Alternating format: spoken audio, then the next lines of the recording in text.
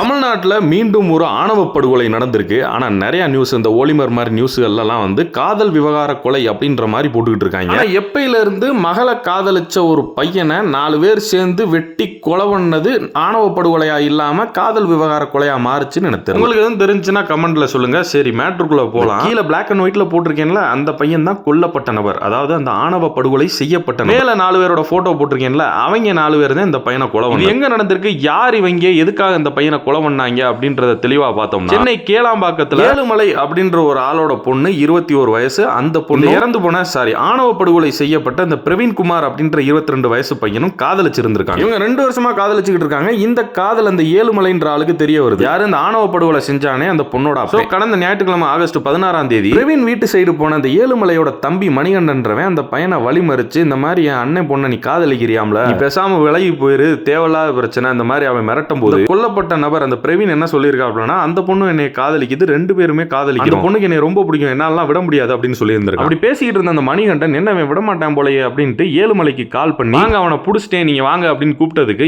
ஏழுமலையும் கௌதம் அப்படின்ற இன்னொரு நபர், அவனோட ஃப்ரெண்டு நித்தீஷ் அப்படின்றவனும் எல்லாரும் கத்தியோட வந்திருந்திருக்காங்க அந்த பையனை பார்க்க. வந்தவங்க 4 பேரும் சேர்ந்து அந்த பிரவீன்ற பையனை முதல்ல அடிச்சிருந்திருக்காங்க. அதுக்கப்புறம் அந்த பையனோட உடம்பு முழுக்க சரமாரியா அவங்க கத்தியால வெட்டியிருக்காங்க, குத்தி நல்லா வெட்டி போட்டு அந்த பையனை ரத்த வெள்ளத்துல அங்கேயே போட்டுட்டு இவங்க தப்பிச்சு ஓடிட்டாங்க. அந்த பையனை மருத்துவமனைக்கு தூக்கிட்டு போயிருந்திருக்காங்க. ஆனா பிரவீன் வந்து உயிரிழந்துட்டான். இப்ப காவல்துறை அந்த முக்கிய குற்றவாளி ஏழுமலை அப்புறம் அவன் தம்பி 4 பேரை கைது பண்ணிருக்காங்க போலீஸ். அது ஒரு பக்கம் இருக்க, இப்ப என்னன்னா ஊடகங்கள் இதெல்லாம் எப்ப ஆணவ படுகொலையில இருந்து காதல் விவகார கொலையா மாத்துனாங்க, அந்த ஒரு பேர் மாற்ற மைக்ரேஷன் ப்ராசஸ் எப்ப நடந்துச்சு அப்படின்ற ஒரு பெரிய ஒரு கேள்வி நம்மளுக்கு எழும்புது.